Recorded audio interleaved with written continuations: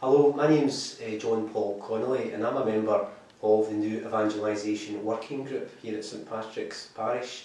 It's my pleasure to have a discussion with Canon Conroy today about the topic of getting to know Jesus, and I think that's quite a fitting topic to look at when it comes to new evangelisation, because often whenever we do any reading on new evangelisation or whether we do some research into it, one of the references we often hear and read is around Mark's Gospel, when we read that Jesus says to his disciples, "Go and preach the Gospel to all creation." But in order to do that, we need to understand who Jesus is and continue to get to know who Jesus is. So I'm joined today by our very own Canon Conroy, who is also the Director for New Evangelisation in the Archdiocese of Glasgow, and we're just going to have a few pointers, a few questions around this topic of getting to know Jesus. So I think an appropriate opening question, Canon, would be, why is it important to get to know Jesus? Well, I suppose where to begin to answer that question, in our life, I think that the important things that are in our life are people. And as we grow up, we look at other people's lives, we learn from other people's lives, we listen to their stories. I think children love to hear the stories of how their parents met one another. They like to know the stories of their grandparents, they like to hear those stories. And those stories are important to them because it helps them understand who they are. It gives them some sort of rootedness in life.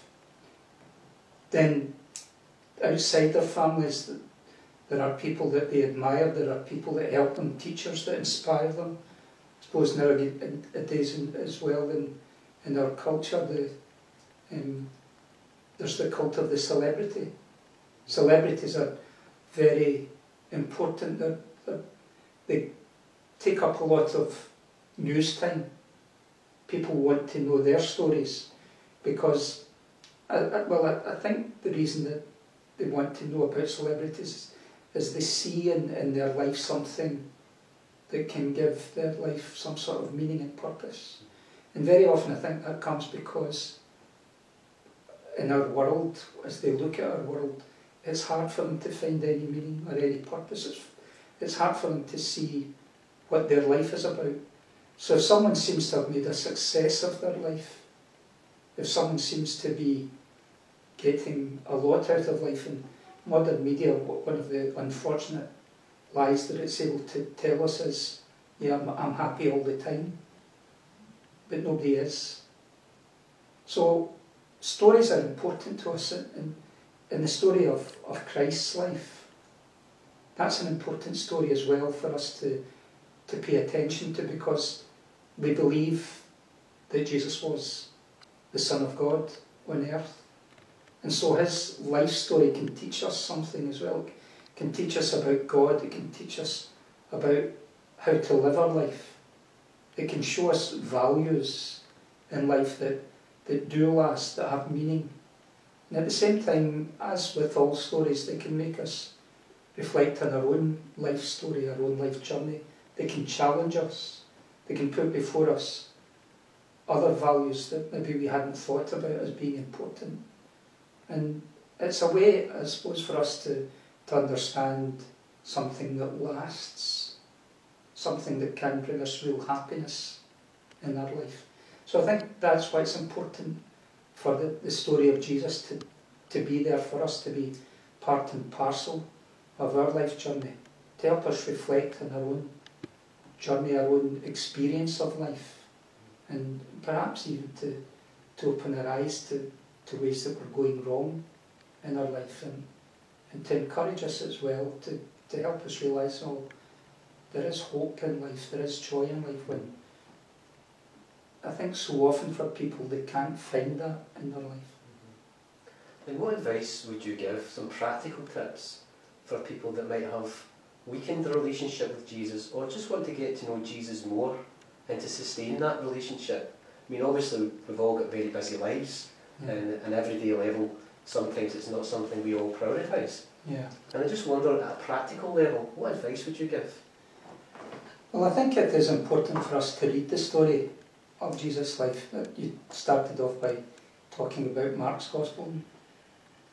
The Gospels they contain little short stories.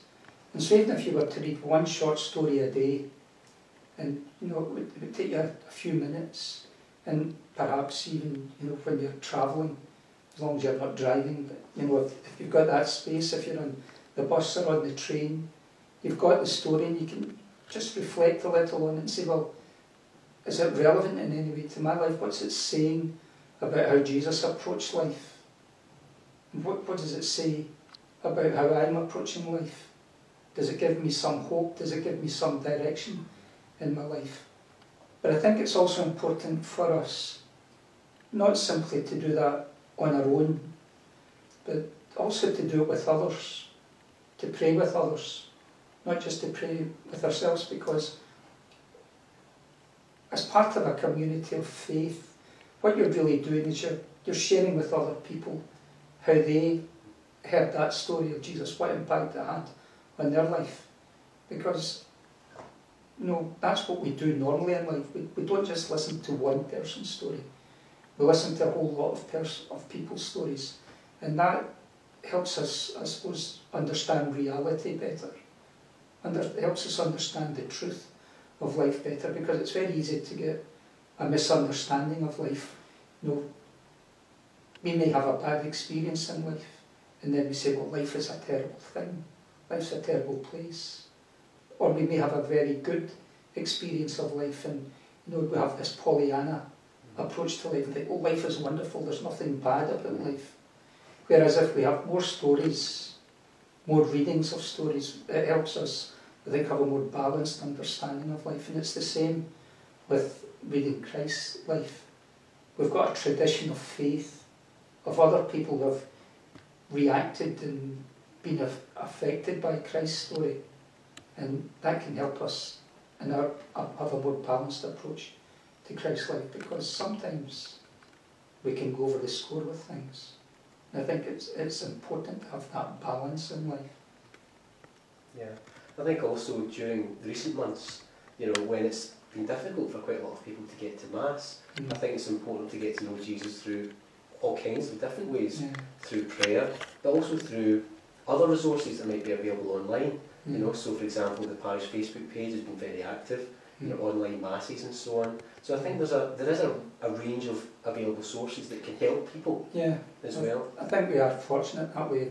That's one of the good things about social media and mass media, that it can bring people together that are otherwise forcibly isolated. Mm-hmm. Yeah. I mean, one of the things that is part of this new evangelisation project is that we're trying to encourage as many people to get involved as possible. Yeah.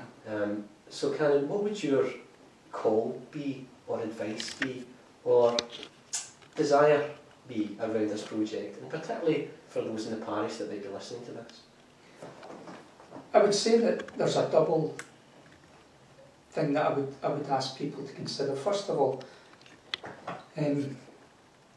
it's easy, I think, for people to live in an ivory tower, as I said earlier. We all have our own experience of life.